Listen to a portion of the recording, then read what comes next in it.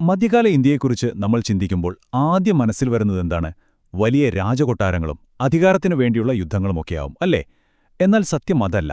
അതൊരു അതിമനോഹരമായ സാംസ്കാരിക വിപ്ലവത്തിന്റെ കാലം കൂടിയായിരുന്നു. വ്യത്യസ്തമായ വിശ്വാസങ്ങളും അതിരുകളില്ലാതെ സഞ്ചരിച്ച സന്യാസിമാരും സാധാരണക്കാരും ചേർന്നൊരുക്കിയ ഒരു വലിയ ആത്മീയ ചിത്രത്തയ്യൽ. അതെ, വിശ്വാസങ്ങളുടെയും സംഗമങ്ങളുടെയും ആ ആവേശകരമായ ചരിത്രത്തിലേക്കാണ് നമ്മൾ ഇന്ന് കടക്കുന്നത്. ഇത് ശരിക്കും മനസ്സിലാക്കാൻ 18-ാം നൂറ്റാണ്ടിൽ ഡൽഹി സന്ദർശിച്ച ദർഗാ ഖുലിഖാന്റെ ഈ വാക്കുകളൊന്ന് ശ്രദ്ധിക്കൂ. അദ്ദേഹം പറയുകയാണ്, ദർഗയിലെ സൂഫി സന്യാസി ഡൽഹിയുടെ മാത്രമല്ല രാജ്യത്തിന്റെ മുഴുവൻ പ്രകാശമാണെന്ന്. ചിന്തിച്ചു നോക്കൂ, ഹിന്ദുക്കളും മുസ്ലിമുകളും ഒരേ ആദരവോടെയും വിശ്വാസത്തോടെയുമാണ് അവിടെ എത്തിയിരുന്നത്. മതത്തിന്റെ അതിർവരമ്പുകളൊക്കെ മാഞ്ഞുപോയ ശരിക്കും വിസ്മയിപ്പിക്കുന്ന ഒരു ആത്മീയ ഐക്യമായിരുന്നു അത്. അപ്പോൾ ഈ ചരിത്രത്തെ നമ്മൾ 6 പ്രധാന അധ്യായങ്ങളിലൂടെയാണ് കാണാൻ പോകുന്നത്. പുതിയ പാരമ്പര്യങ്ങളുടെ വരവ്, സാംസ്കാരിക സംഗമത്തിന്റെ വാസ്തുവിദ്യ, സൂഫിസത്തിന്റെ പാത, ചിസ്തി ആത്മീയ പരമ്പര, പുണ്യസംഗീതത്തിലൂടെയുള്ള ഭക്തി, പിന്നെ കബീറും നമ്മൾ പങ്കിട്ട ആ വലിയ സൗഹാർദ്ദവും. നമുക്ക് ആദ്യത്തെ അധ്യായത്തിലേക്ക് കടക്കാം. പുതിയ പാരമ്പര്യങ്ങളുടെ വരവ്, അല്ലെങ്കിൽ നമ്മൾ പങ്കിട്ട ഒരു വിധിയുടെ വേരുകൾ. എങ്ങനെയൊക്കെയാണ് ഈ മാറ്റങ്ങൾ തുടങ്ങിയതെന്നോ? 1-ാം സഹസ്രാബ്ദത്തിൽ തന്നെ നമ്മുടെ പടിഞ്ഞാറൻ തീരങ്ങളിൽ അറബ് വ്യാപാരികൾ വന്നു തുടങ്ങിയിരുന്നു. വെറുമൊരു കച്ചവടം മാത്രമല്ല, വലിയൊരു സാംസ്കാരിക കൈമാറ്റം കൂടിയായിരുന്നു ആ സുഗന്ധവ്യഞ്ജന പാതകളിലൂടെ നടന്നത്. പിന്നെ AD 711-ൽ അറബ് സൈന്യാധിപനായ മുഹമ്മദ് ബിൻ ഖാസിം സിന്ധ് കീഴടക്കുന്നു. പിന്നീട് 1206-ഓടെ തുർക്കികളും അഫ്ഗാനികളും ഡൽഹി സുൽത്താനേറ്റ് സ്ഥാപിച്ചതോടെ ഇസ്ലാമിക ലോകം നമ്മുടെ ഈ ഉപഭൂഖണ്ഡവുമായി ശരിക്കും ഇഴുകിച്ചേരാൻ തുടങ്ങി. ഇങ്ങനെ പുതിയതായി വന്നവരും ഈ വിശ്വാസം സ്വീകരിച്ചവരുമൊക്കെ പ്രധാനമായും ഇസ്ലാമിന്റെ 5 അടിസ്ഥാന തൂണുകളിലാണ് ഉറച്ചുനിന്നത്. വിശ്വാസപ്രഖ്യാപനമായ ഷഹാദത്ത്, ദിവസവും 5 നേരമുള്ള പ്രാർത്ഥന, ദാനധർമ്മമായ സക്കാത്ത്, റമദാൻ മാസത്തിലെ വ്രതം, പിന്നെ മക്കയിലേക്കുള്ള ഹജ്ജ് കർമ്മം. ഈ ലളിതമായ എന്നാൽ സാർവത്രികമായ ആത്മീയ തത്വങ്ങളായിരുന്നു പിന്നീട് നമ്മുടെ ഈ ചരിത്രകഥയുടെ ഏറ്റവും പ്രധാനപ്പെട്ട അടിസ്ഥാന നാരുകളായി മാറിയത്. ഇനി ഇതിലൊരു വളരെ കൗതുകകരമായ കാര്യമുണ്ട്. അതാണ് സിമ്മി എന്ന സങ്കല്പം. സംരക്ഷണം എന്നർത്ഥം വരുന്ന സിമ്മ എന്ന അറബി വാക്കിൽ നിന്നാണ് ഇത് വരുന്നത്. എന്താണെന്നല്ലേ? അമുസ്ലിങ്ങളായ ആളുകൾ ജിസിയ എന്നൊരു നികുതി നൽകുകയും പകരം ഭരണാധികാരികളിൽ നിന്ന് പൂർണ്ണ സംരക്ഷണം ഉറപ്പാക്കുകയും ചെയ്യുന്നൊരു രീതി. മുഗളന്മാരെപ്പോലുള്ള ഭരണാധികാരികളൊക്കെ തങ്ങളെ കേവലം ഒരു മതവിഭാഗത്തിന്റെ മാത്രമല്ല എല്ലാ ജനങ്ങളുടെയും ചക്രവർത്തിമാരാണ് എന്ന് ഇതിൽ നിന്ന് വളരെ വ്യക്തമാണ്. 2-ാമത്തെ അധ്യായം സാംസ്കാരിക സംഗമത്തിന്റെ വാസ്തുവിദ്യ. കല്ലുകളിലും മരത്തടികളിലും പടുത്തുയർത്തിയ സൗഹാർദ്ദം. ഈ സാംസ്കാരിക സംഗമം എത്ര മനോഹരമായാണ് അന്നത്തെ വാസ്തുവിദ്യയിൽ കാണാൻ കഴിയുന്നതെന്നോ? ലോകത്തെവിടെയുള്ള പള്ളികളിലെപ്പോലെ മക്കയിലേക്കുള്ള ദിശയും പ്രഭാഷണങ്ങൾക്കുള്ള മിൻബറുമൊക്കെ ഇവിടെയുമുണ്ട്. എന്നാൽ അത് നിർമ്മിച്ച രീതിയോ പൂർണ്ണമായും പ്രാദേശികം. ബംഗ്ലാദേശിൽ അവിടെ കിട്ടുന്ന ഇഷ്ടികകൾ ഉപയോഗിച്ച് പള്ളികൾ പണിതപ്പോൾ കശ്മീരിൽ നമ്മൾ കാണുന്നത് അവിടത്തെ പരമ്പരാഗതമായ തടിപ്പണികളാണ്. വിശ്വാസം ഒന്നായിരുന്നെങ്കിലും അതിനെ ഉൾക്കൊണ്ടതും പ്രകടിപ്പിച്ചതും തീർത്തും നമ്മുടെ തദ്ദേശീയമായ രീതിയിലായിരുന്നു. അതാണ് ഇതിലേറ്റവും വലിയ ഭംഗി. അധ്യായം 3. സൂഫിസത്തിന്റെ പാത, അഥവാ ഇസ്ലാമിന്റെ മിസ്റ്റിക്കൽ ഹൃദയം. സൂഫിസത്തെക്കുറിച്ച് ഇസ്ലാമിക ഗ്രന്ഥങ്ങളിൽ പറയുന്നത് തസവ്വുഫ് എന്നാണ്. ഈ വാക്ക് എവിടെ നിന്ന് വന്നു എന്നതിന് പല അഭിപ്രായങ്ങളുണ്ട് കേട്ടോ. സന്യാസിമാർ ധരിച്ചിരുന്ന പരുക്കൻ കമ്പിളിയായ സൂഫ് എന്ന വാക്കിൽ നിന്നാണെന്നും അതല്ല വിശുദ്ധി എന്നർത്ഥമുള്ള സഫ ആണെന്നുമൊക്കെ പറയുന്നുണ്ട്. എന്തായാലും ഈ മിസ്റ്റിക്കുകൾ വെറും പുസ്തകങ്ങളിലെ നിയമങ്ങൾക്കപ്പുറം തങ്ങളുടെ സ്വന്തം ആത്മീയ അനുഭവങ്ങളിലൂടെയാണ് ദൈവത്തെ അടുത്തറിഞ്ഞത്. ഈ വലിയ സാംസ്കാരിക മാറ്റങ്ങളൊക്കെ ശരിക്കും എവിടെയാണ് സംഭവിച്ചതെന്ന് ചോദിച്ചാൽ അതിനുള്ള ഉത്തരം ഖാൻഖാ എന്നാണ്.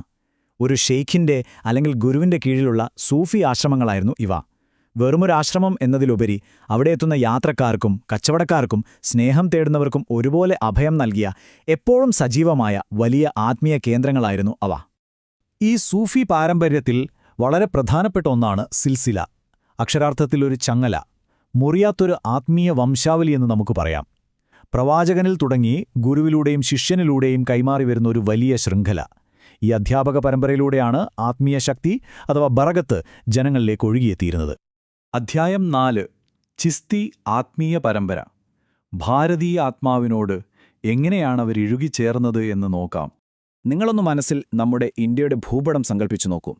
രാജസ്ഥാനിലെ അജ്മീറിൽ ഷെയ്ഖ് മൊയ്നുദ്ദീൻ ചിസ്തി, ഡൽഹിയിൽ കുത്തുബുദ്ദീൻ ബക്തിയാർ ഖാക്കിയും നിസാമുദ്ദീൻ ഔലിയയും, പിന്നെ ഇന്നത്തെ പാകിസ്ഥാനിലുള്ള അജോധനിൽ ഷെയ്ഖ് ഫരീദുദ്ദീനും.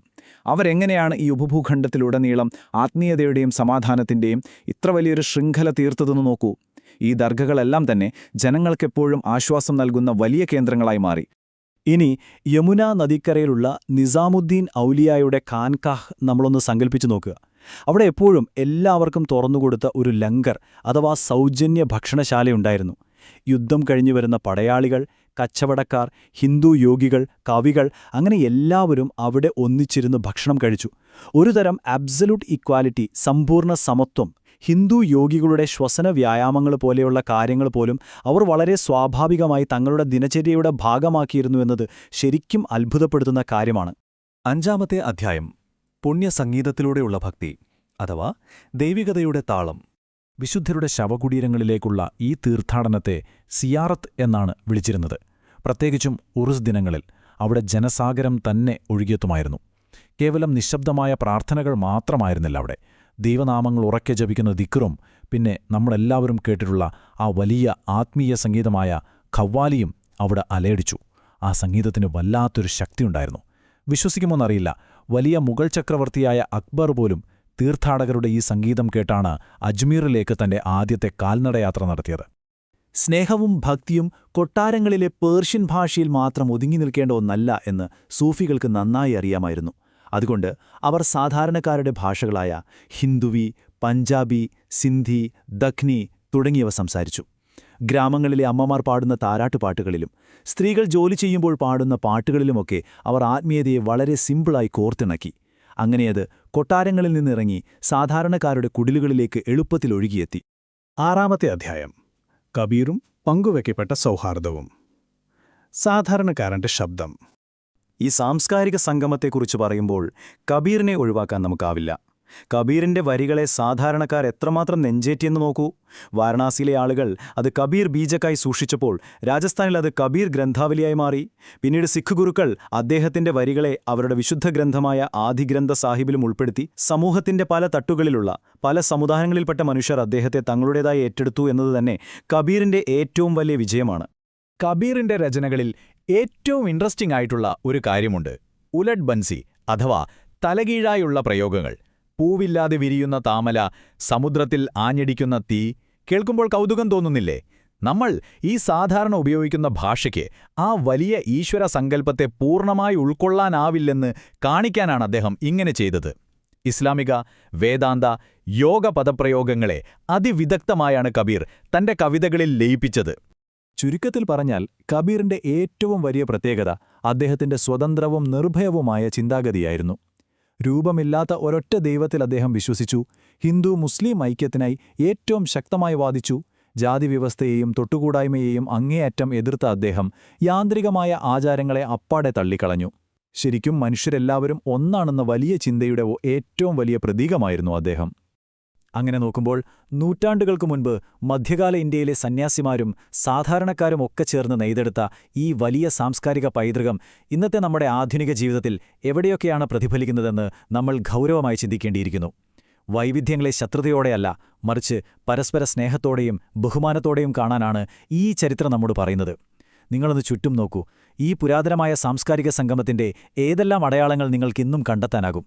നമ്മുടെ ഈ മഹത്തായ പൈതൃകത്തെക്കുറിച്ച് കൂടുതൽ അന്വേഷിക്കാനും പഠിക്കാനുമുള്ള ഒരു ഓർമ്മപ്പെടുത്തലായി ഇത് മാറട്ടെ.